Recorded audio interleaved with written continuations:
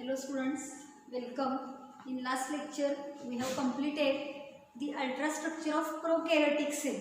All the detailed structure of the prokaryotic cell that we have completed in the last lecture. Now in this lecture we are going to start to see the ultrastructure of the eukaryotic cell. As you know, the eukaryotic cell is a evolved cell. That means the eukaryotic cell is showing advanced type of cellular organization, and therefore the eukaryotic cell is known as a evolved cell or modified cell, and it is having different types of cell organelles in it. And as well as along with this, the eukaryotic cell is having a nucleus which is bounded by its separate nuclear membrane.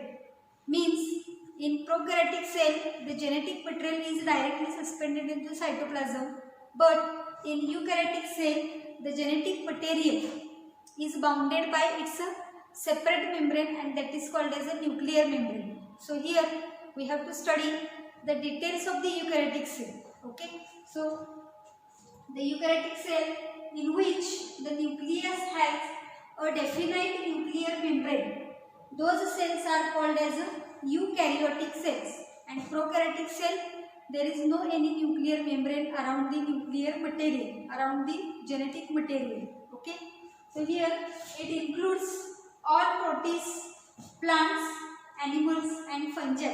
Means the different varieties of organisms are showing eukaryotic type of cell, and those examples are protists, plants, animals and fungi.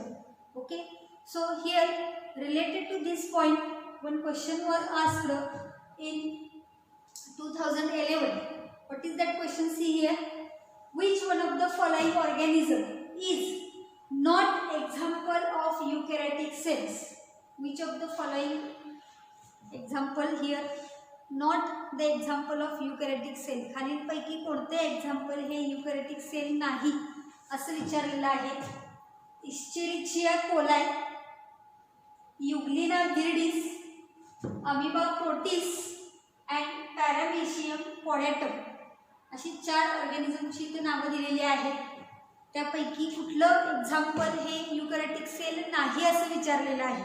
We have already seen the different examples which are included in the prokaryotic cell. As we know, the bacteria and cyanobacteria are included as prokaryotic cell. So here out of these 4, which example denotes the organism bacterium? आता तुम्हाला सगळी नावं माहिती नसतील, परंतु पूर्ण 11वीचा syllabus ज्यावेळेला होईल त्यावेळेला ह्यातली बरीचशी नावं तुम्हाला माहिती होतील आणि त्याच्यानुसार तुम्ही हे एक्झाम्पल ओळखू शकाल.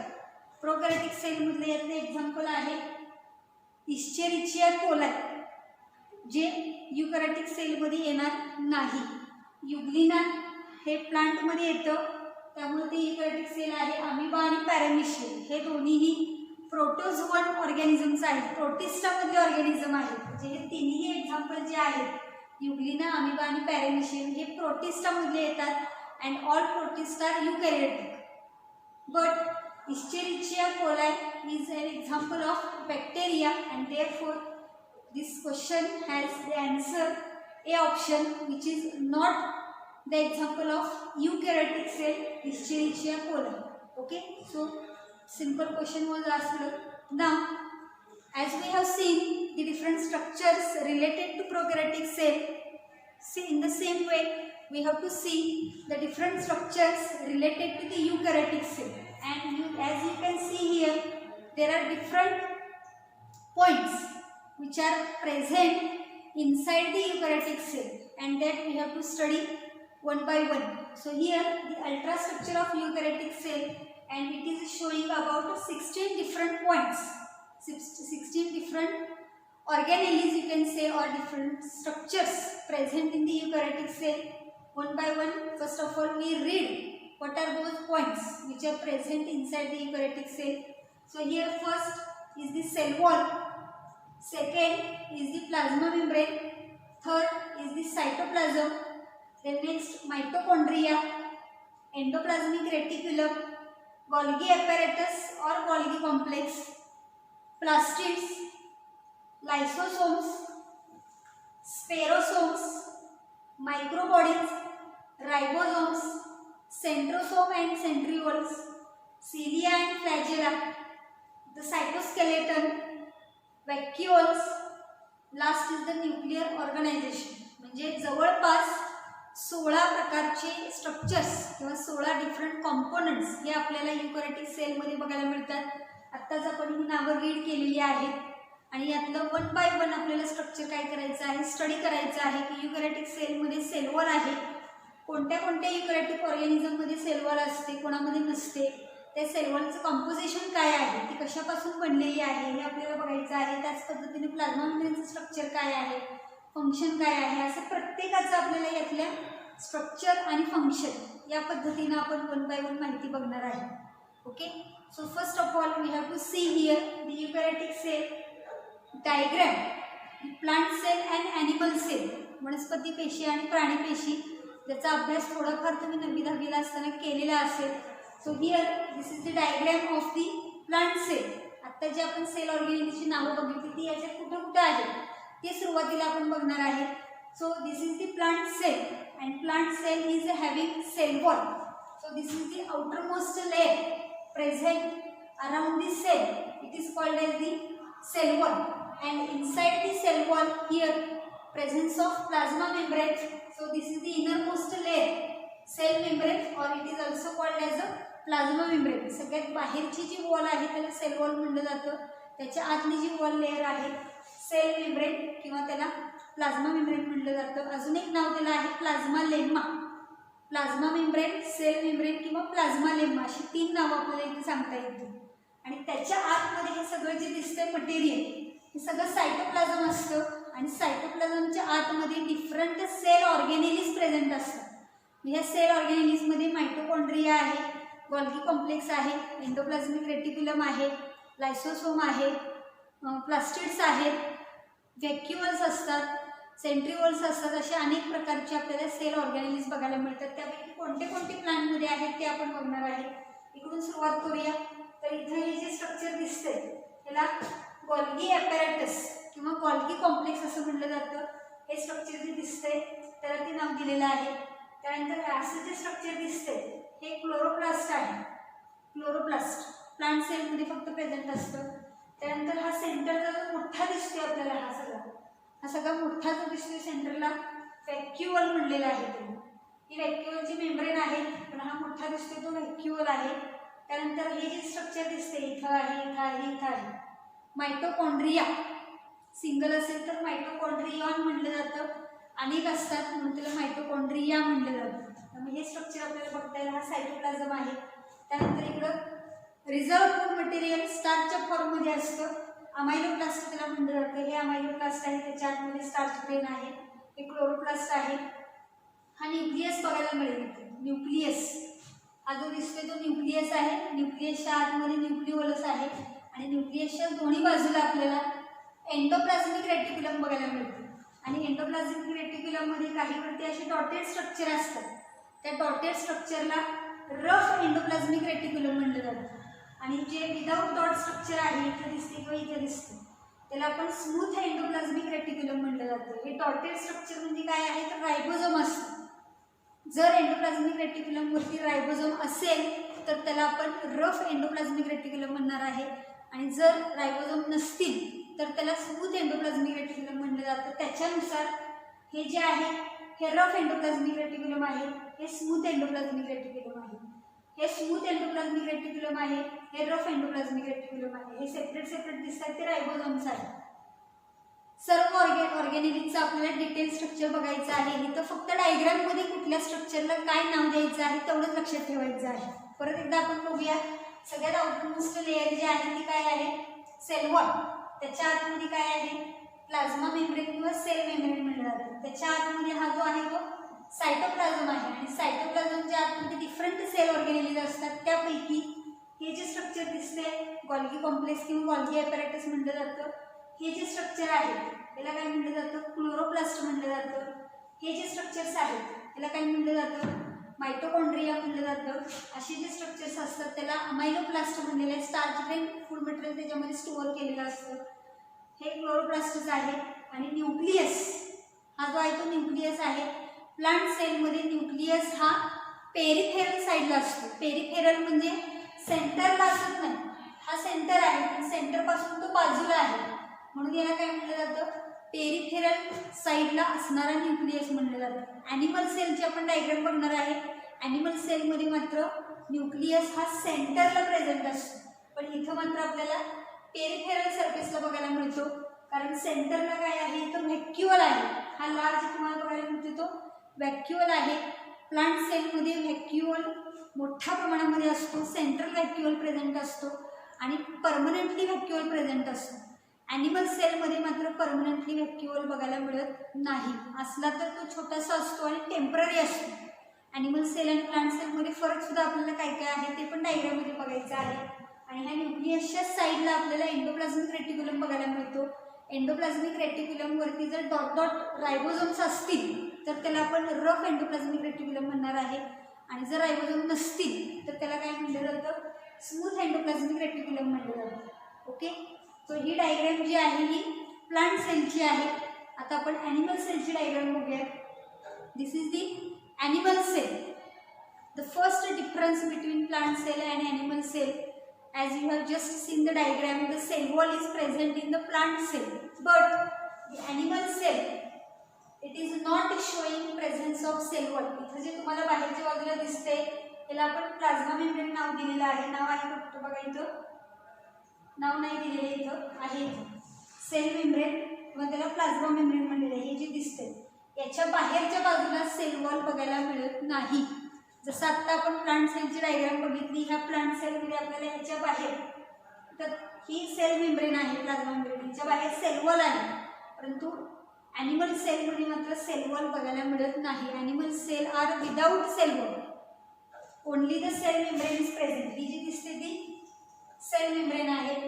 हा न्यूक्लियस आहे बघा, सेंटरला इथं दिसते तुम्हाला, सेंट्रल न्यूक्लियस प्रेझेंट असतो.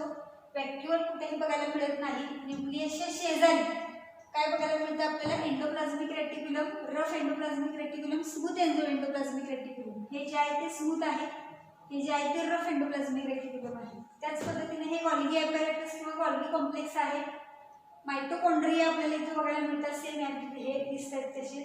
त्याच पद्धतीने इथं लायसोसोमिक स्ट्रक्चर बघायला मिळतं, जे ॲनिमल सेलमध्ये प्रेझेंट असतं पण प्लांट सेलमध्ये ते ॲबसेंट असतं. तिथं व्हॅक्युअल ॲबसेंट आहे ॲनिमल सेलमध्ये, पण प्लांट सेलमध्ये तो प्रेझेंट आहे. हा डिफरन्स आहे दोन्हीमधला. पण सगळ्यात शेवटी ॲनिमल सेल आणि प्लांट सेलमध्ये काय डिफरन्स आहे तो बघणार आहे. त्याच पद्धतीने अजून दोन स्ट्रक्चर दिसत आहेत बघ.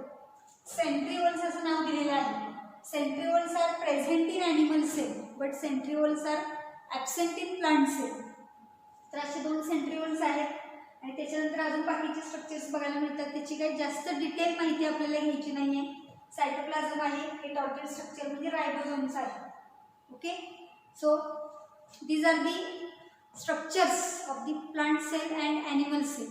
नाव in detail we have to study the first point from the eukaryotic cell and that is the cell wall. पहिलं स्ट्रक्चर जे आहे युकॅरियोटिक सेलमधले दोन एक्झाम्पलचे आपण डायग्राम बघितल्या, प्लांट सेल आणि ॲनिमल सेल. त्याच्यामध्ये प्रोटिस्टा पण येतात आणि फंजाय पण येतात, पण त्याची आपल्याला सेल कशी असते ते बघायचं नाही. फक्त प्लांट सेल आणि ॲनिमल सेलची आपण डायग्राम बघितलेली आहे. आणि आता युकॅरियोटिक सेलमध्ये काय काय स्ट्रक्चर्स आहेत बघा. अशी 16 पॉईंटची यादी आपण बघितली, त्यातला पहिला पॉईंट आपण इथं पहिल्यांदा बघणार आहे, cell wall.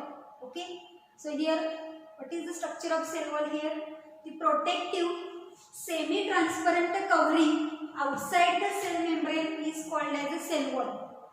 Outside the cell membrane there is a semi-transparent protective covering present which is called as a cell wall. Cell membrane च्या बाहेरच्या बाजूला एक प्रोटेक्टिव्ह कव्हरिंग आहे जे सेमी ट्रान्सपरंट आहे, म्हणजे थोडंसं पारदर्शकपणा त्याच्यामध्ये आपल्याला बघायला मिळतो. असं जी प्रोटेक्टिव्ह कव्हरिंग आहे त्याला काय म्हटलं जातं? सेल वॉल म्हटलं जातं.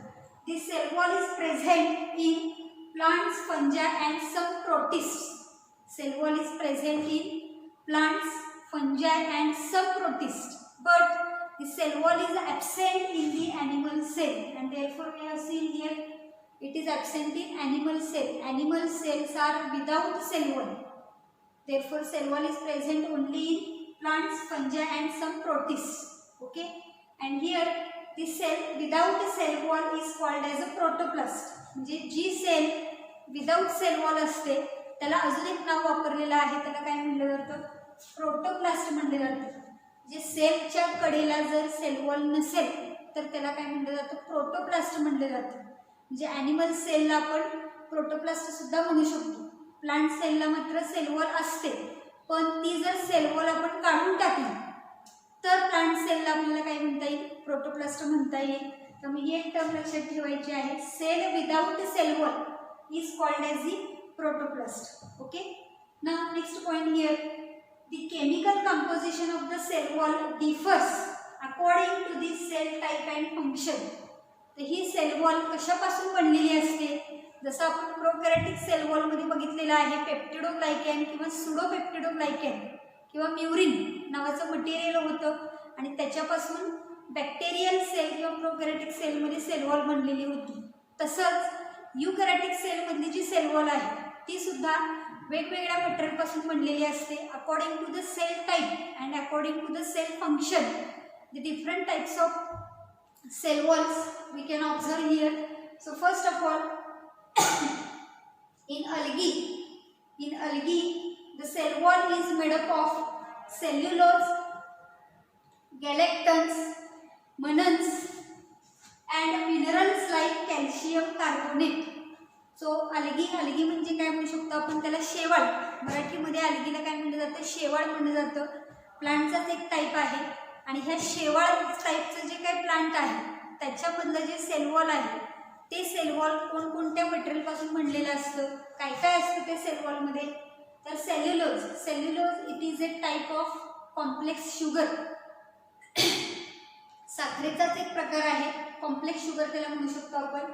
सेल्युलोज असेल, गॅलेक्टन्स आहे, मनन्स आहे आणि त्याचबरोबर काही मिनरल सॉल्ट्स असतात जसं की कॅल्शियम कार्बोनेट. या मटेरियलपासून अल्गीमध्ये आपल्याला सेल वॉल बनलेली बघायला मिळते. त्यामुळे हे आपल्याला एक्झामच्या दृष्टीने लक्षात ठेवायचं आहे की in algae dash dash material is present in the cell wall. मग त्यावेळेला आपल्याला लक्षात असलं पाहिजे cellulose, galactans, mannans and some mineral ions like calcium carbonate. So this is the present of material in the algal cell wall. Now the higher plants म्हणजे जे आपल्या आजूबाजूला सगळी झाडं बघायला मिळतात, मग ते आंब्याचं असू दे, चिकूचं असू दे, वेगवेगळी शेतातली पिकं असू देत, ह्या सगळ्या प्लांटना आपण हायर प्लांट्स म्हणणार आहे. या प्लांटमध्ये कशापासून बनलेलं असतं, so here in higher plants it is made up of polysaccharides such as cellulose, pectin, hemi cellulose, lipids and proteins.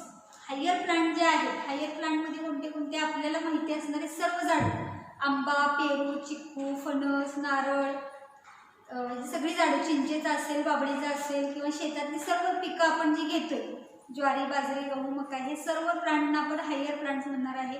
या प्लांटमध्ये जी सेल वॉल असते ती कशापासून बनलेली असते, तर हे सगळे मटेरियल्स आहेत. सेल्युलोज आहे, काहींच्यामध्ये पेक्टिन नावाच्या मटेरियलपासून बनलेलं असेल, हेमी सेल्युलोज आहे, लिपिड्स आहे आणि प्रोटीन आहे. अशा वेगवेगळ्या मटेरियलपासून ही सेल वॉल बनलेली आपल्याला बघायला मिळते. त्याच्याच बरोबर ह्या सेल वॉलवरती अजून काही सबस्टन्स डिपॉझिशन झालेलं बघायला मिळतं. म्हणजे ही सेल वॉल आहेच, परंतु या सेल वॉलवरती अजून काही मटेरियल असे डिपॉझिट झालेले आपल्याला बघायला मिळतात. असे डिफरंट टाईपचे डिपॉझिशन सुद्धा आपल्याला बघायला मिळतात. ते कोणते कोणते असतात ते बघूया आपण. There are some depositions of the cell wall such as silica. Grass स्टेममध्ये आपल्याला बघायला मिळतं. म्हणजे गवत जे वाढलेलं असतं त्या गवताचे जे स्टेम आहे त्या स्टेमवरती जे सेल वॉल आहे त्या सेल वॉलवरती सिलिकाचं डिपॉझिशन झालेलं आपल्याला बघायला मिळतं. काहींच्यामध्ये आपल्याला क्युटिन नावाचं डिपॉझिशन बघायला मिळतं. क्युटिन हे epidermal plants of land plants, epidermis of the land plants, जमिनीवरती वाढणारी जी वेगवेगळी झाडं आपण बघतो, म्हणजे आंब्याचं झाड असू दे, चिकूचं झाड असू दे, पेरूचं झाड असू दे, त्या झाडाची जी सेल वॉल आहे त्याच्यावरती आपल्याला क्युटिन नावाचं काय बघायला मिळतं, डिपॉझिशन बघायला मिळतं. काही प्लांटमध्ये सुबेरिन नावाच्या केमिकल कंपाऊंडचं डिपॉझिशन बघायला मिळतं. For example endodermal cells of root, झाडाची जी मुळं आहेत रूट्स, त्या रूटमध्ये एंडोडर्मिस नावाचं एक सेल लेअर असतो आणि त्या एंडोडर्मिसच्या सेल ज्या आहेत त्याला एंडोडर्मल सेल्स म्हटलं जातं. आणि ह्या एंडोडर्मल सेल्सवरती आपल्याला सुबेरिन नावाचं डिपॉझिशन बघायला मिळतं. आणखी काहींच्यामध्ये वॅक्स बघायला मिळतं, काहींच्यामध्ये लिग्निन नावाच्या कंपाऊंडचं डिपॉझिशन बघायला मिळतं.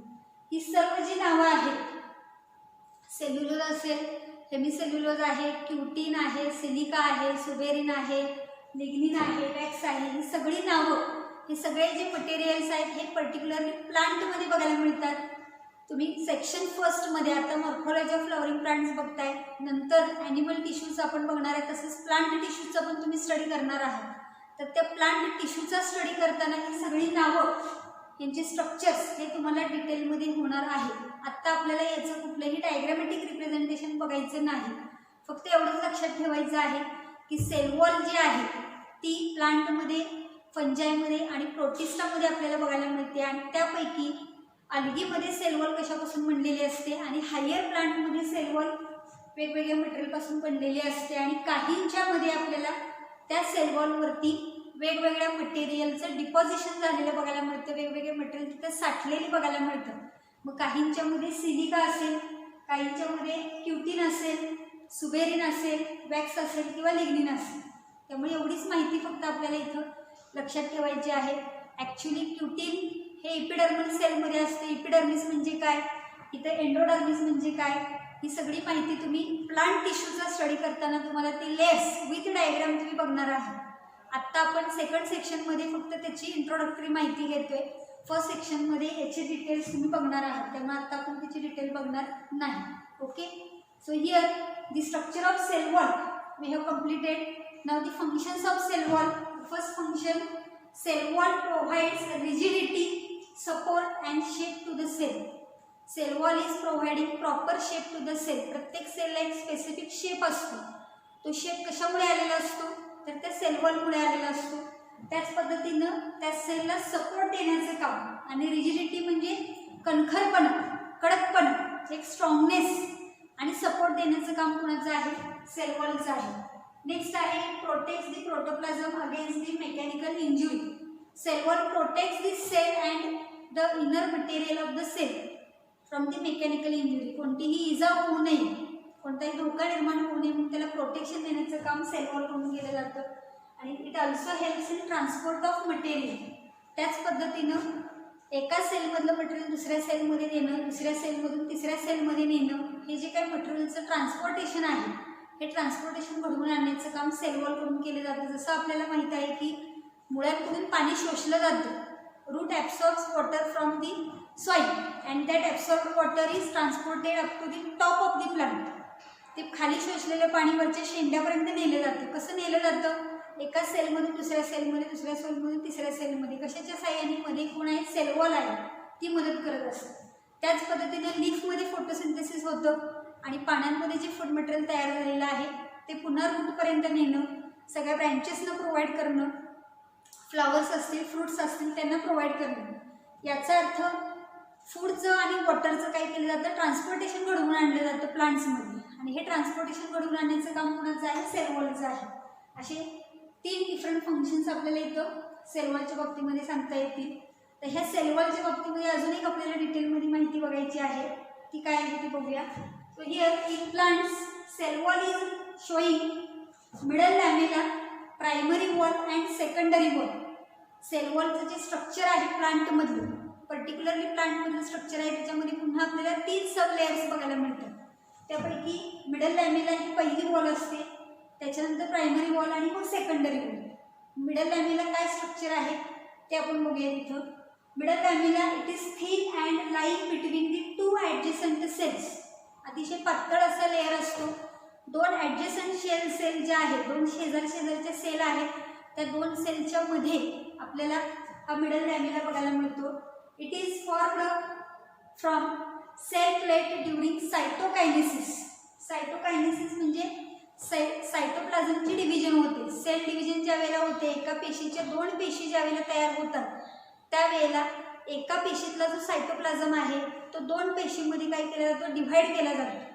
मगच त्याच्या 2 सेल तयार होणार आहेत. तर त्या 2 सेल तयार होण्याच्या प्रोसेसला आपण सायटोकायनेसिस म्हणणार आहे. आणि सायटोकायनेसिस प्रोसेसच्या वेळेला 2 सेलच्या मध्ये एक प्लेट लाईक स्ट्रक्चर तयार होतं. त्याला सेल प्लेट असं म्हणलं जातं.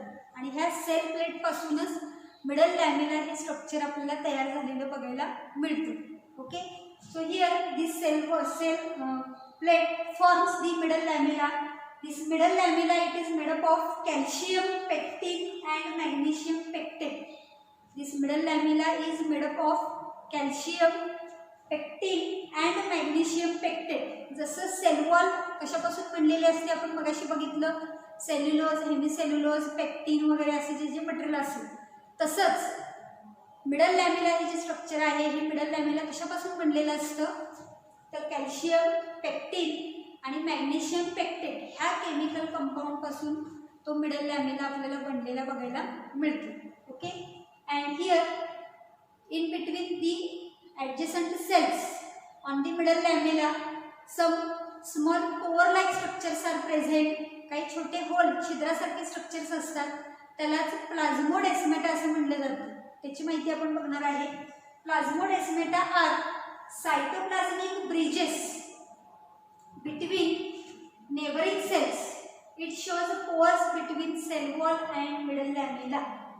बघा इथं काय सांगितलेलं आहे, दोन सेल एकमेकांच्या शेजारी शेजारी असतात त्यावेळेला या सेलची सेल वॉल, ह्या सेलची सेल वॉल आणि त्या सेल वॉलच्या तिथेच आपल्याला काय बघायला मिळतो मिडल लॅमिला बघायला मिळतो. आणि ह्या मिडल लॅमिलावरती आपल्याला पोअर्स बघायला मिळतात.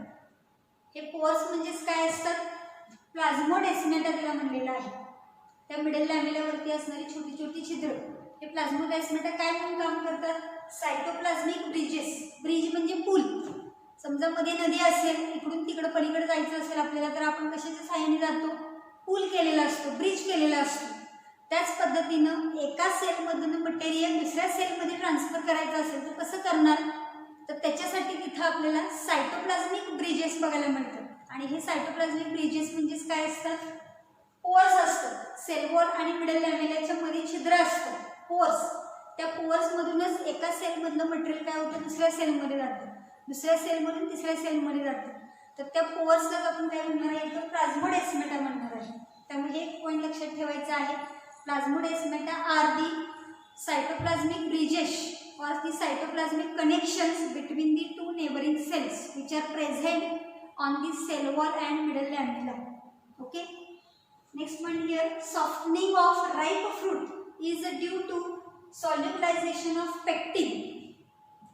कोणतंही फळ ज्यावेळेला कच्चं असतं त्यावेळेला ते खूप कठीण असतं. बघा, आपण आंबा घेतला, पेरू घेतला, चिकू घेतला, कुठलंही फळ घ्या, ज्यावेळेला ते कच्चं असतं, अनराईप असतं, त्यावेळेला ते एकदम कडक असतं. परंतु ज्या वेळेला ते पिकतं, राईप होतं, ते फळ पिकल्यानंतर कसं होतं, सॉफ्ट होतं. हे सॉफ्ट कशामुळे होतं, तर त्याची जी सेल वॉल आहे, कारण फळांमध्ये काय असतात, सेल्स असतात, सेल आहे, प्लांट सेल आहे, त्यामुळे त्याच्याकडे सेल वॉल असतं. सेल वॉलमध्ये पेक्टिन नावाचं मटेरियल असतं.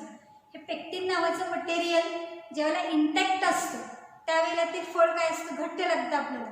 आणि जसं फळ पिकायला लागतं तसं तसं त्याच्या सेल वॉलमध्ये असणारा जो पेक्टिन आहे तो पेक्टिन काय व्हायला लागतो, सॉल्युबल व्हायला लागतो. सॉल्युबल होतो म्हणजे काय होतो, तो विरघळायला लागतो, इंटॅक्ट राहत नाही. हळूहळू तो पेक्टिन जो आहे त्या सेल वॉलमधला तो विरघळायला लागतो आणि ॲटोमॅटिकली फळ काय होतं, सॉफ्ट होतं. म्हणजेच आपण फळ पिकलं असं म्हणतो.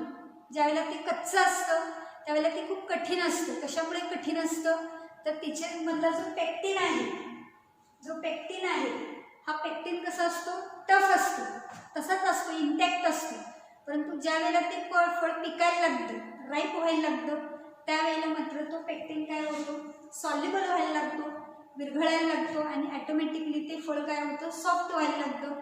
त्याच प्रोसेसला आपण फळ हळूहळू पिकायला लागलेलं आहे असं आपण म्हणतो. आणि पूर्ण ज्या वेळेला पेक्टिन सॉल्युबल होतं त्यावेळेला ते पूर्ण फळ जे आहे ते एकदम मऊ होतं, त्यालाच आपण पूर्ण पिकलेलं फळ असं म्हणतो.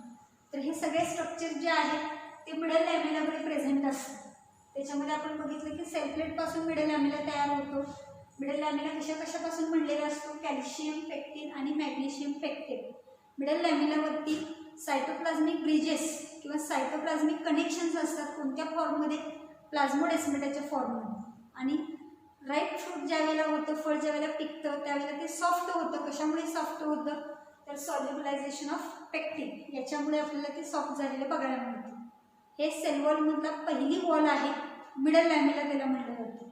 Okay, now we have to see the secondary primary wall.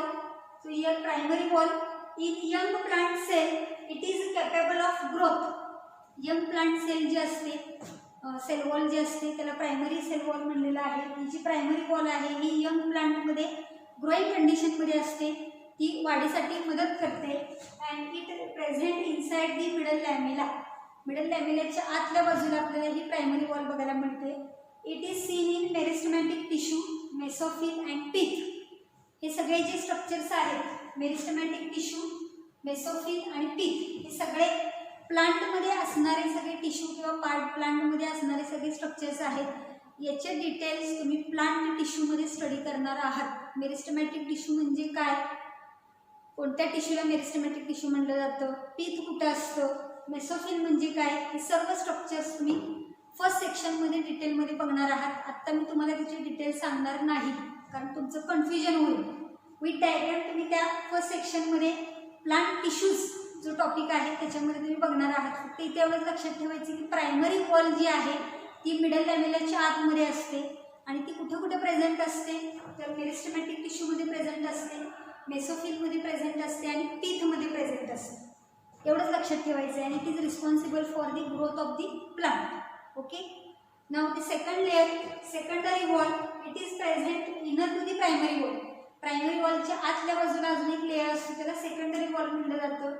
When growth of primary wall stops, secondary wall starts to grow. ज्या वेळेला प्रायमरी वॉलची ग्रोथ काय केली जाते, स्टॉप केली जाते, त्यावेळेला सेकंडरी वॉलची ग्रोथ काय होते, स्टार्ट होते.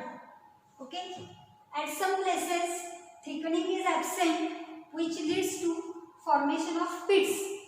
काही वेळेला हे सेकंडरी वॉलची ग्रोथ होत असताना काही ठिकाणी त्याची वाढ होत नाही. म्हणजे तिथं काय होतं, थिकनिंग इज ॲब्सेंट म्हणलेलं आहे. सेकंडरी वॉल ज्यावेळेला वाढायला लागते तेव्हा झाडावरती साल तयार होते. बघा, साल तयार होण्याची जी प्रोसेस आहे त्याला झाडाची सेकंडरी ग्रोथ म्हणलं जातं. आंब्याचं झाड नुसतं तुम्ही लावलं असेल तर पहिल्या 7-8 वर्षामध्ये त्याला साल तयार होत नाही, पण तेच वर्ष झाड जे आहे ते पुन्हा 10, 15, 20 वर्षाचं होईल त्यावेळेला ॲटोमॅटिकली त्याला बार्क तयार व्हायला लागतं. म्हणजे झाडाला साल यायला लागते. ती साल येणे म्हणजेच कशामुळे येते, ह्या सेकंडरी वॉलच्या वाढीमुळे होते. पण ही सेकंडरी वॉल सगळीकडे एकसारखी वाढत नाही. काही ठिकाणी थिन राहते, काही ठिकाणी थिक राहते. आणि ज्या ठिकाणी थिन राहते, थिक होत नाही, जे थिकनिंग इज ॲब्सेंट म्हणलेलं आहे तिथं आपल्याला पीठ म्हणजे काय होतं, छोटे छोटे होल असल्यासारखे स्ट्रक्चर बघायला मिळतं.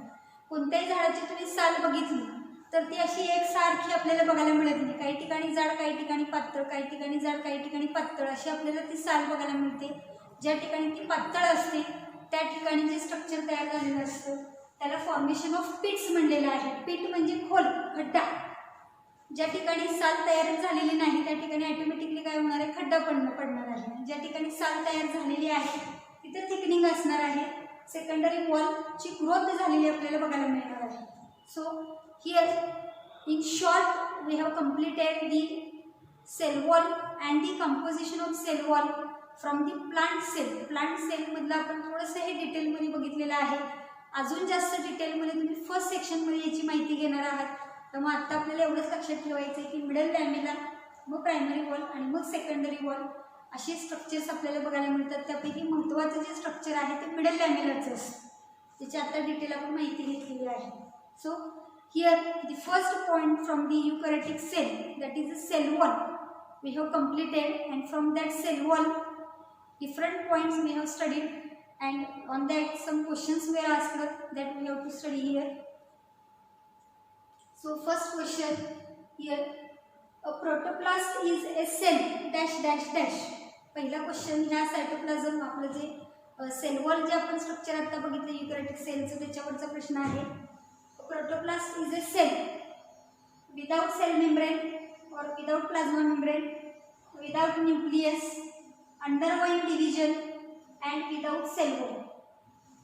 A protoplasm is a cell. Protoplast ही सेल आहे. कसली सेल आहे, विदाउट प्लाझ्मा मेम्ब्रेन असणारी सेल आहे, विदाउट न्यूक्लियस असणारी आहे, का अंडरगोईंग डिव्हिजन होणारी सेल आहे, का विदाउट सेल वॉल आहे. आत्ताच आपण फर्स्ट पॉईंट त्याच्यामध्ये बघितलेला होता की सेल वॉल हे प्लांट सेलमध्ये, प्रोटिस्टामध्ये आणि फंजामध्ये प्रेझेंट असतं, ॲनिमलमध्ये ते नसतं. आणि cell without cell wall is called as a protoplast. त्याच्यानुसार आपल्याला याचं उत्तर काय सांगता येईल बघा. तर D option is the correct answer. Cell without cell wall is called as the protoplast. Okay, so this is the first question which was asked. Now the second question 2010 मध्ये विचारलेलं आहे बघा. Which one of the following structures between two adjacent cells is an effective transport pathway. बघा प्रश्नाचा अर्थ कळतोय काय. Which of the following structures between two adjacent cells is an effective transport pathway. दोन शेजारच्या सेलमध्ये इफेक्टिव्ह ट्रान्सपोर्ट पाथवे करण्यासाठी खालच्यापैकी कोणतं स्ट्रक्चर आहे.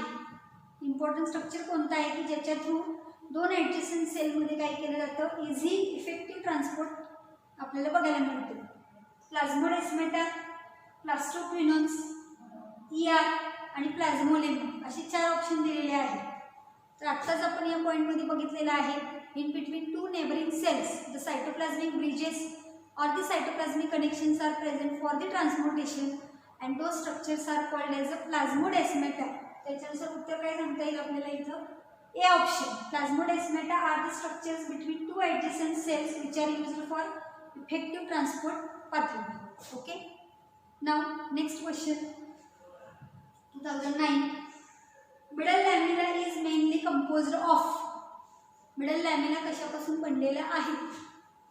Hemicellulose, muramic acid, calcium pectate, phosphoglycerides. 4 वेगवेगळे मटेरियल दिलेले आहेत. त्यापैकी मिडल लॅमिना कशापासून बनलेला असतो. आत्ताच आपण बघितलेलं आहे. मॅग्नेशियम पेक्टिन आणि कॅल्शियम पेक्टिन आणि मॅग्नेशियम पेक्टेट. त्याच्यानुसार उत्तर काय येईल इथं. तर कॅल्शियम पेक्टेट या मटेरियलपासून मिडल लॅमिना बनलेला आपल्याला बघायला मिळतो. Okay, now next question again asked in 2009. Plasmodesmata are dash dash dash. Plasmodesmata काय आहे असं विचारलेलं आहे. Lignified cemented layers between cells, locomotory structures, membranes connecting the nucleus आणि connections between adjacent cells. Plasmodesmata हे काय स्ट्रक्चर्स आहेत विचारलेलं आहे. पहिलं काय दिलेलं आहे. Lignified cemented layers between sale. दोन सेलमधलं लिग्निफाईड सिमेंटेड लेअर म्हणलेलं आहे. लिग्निन तिथं असत नाही आपण बघितलेलं आहे, त्यामुळे हा ऑप्शन येणार नाही. लोकोमोटरी स्ट्रक्चर्स आहेत का, नाही. मेम्ब्रेन्स कनेक्टिंग द न्यूक्लियस म्हणलेलं आहे. न्यूक्लियसच्या तिथं कुठेही आपल्याला प्लाझ्मोडेस्माटा बघायला मिळत नाही. राहिला ऑप्शन हा connection between adjacent cells. In between two adjacent cells or two neighbouring cells the plasmodesmata are present. त्यामुळे उत्तर काय येणार आहे. शेवटचा ऑप्शन इथं आपल्याला बघायला मिळेल. Plasmodesmata are connections between adjacent cells. Okay, so these are the some questions which were asked from this first point, that is the cell wall. Cell wall म्हणजे काय, ती कशापासून बनलेली असते, सेल वॉल कुठं असते कुठं नसते याची आपण माहिती बघितली. अल्गीमध्ये कशापासून बनलेली असते, प्लांटमध्ये कशापासून बनलेली असते हे बघितलं. सेल वॉलचे फंक्शन बघितले आणि ह्या सेल वॉलचे पुन्हा 3 लेयर्स आहेत. मिडल लॅमिना, प्रायमरी वॉल आणि सेकंडरी वॉल. आणि प्लांट सेल आणि ॲनिमल सेलचे आपण जस्ट डायग्राम बघितलेले आहेत. त्यातले सगळ्याचे डिटेल स्ट्रक्चर्स हे आपण 1 by 1 इथून पुढच्या लेक्चरला बघणार आहे. Okay, so from the eukaryotic cell the first point we have completed in today's lecture and that is the cell wall. Okay, now the remaining points 1 by 1 we have to study from upcoming lectures. So till then, thank you.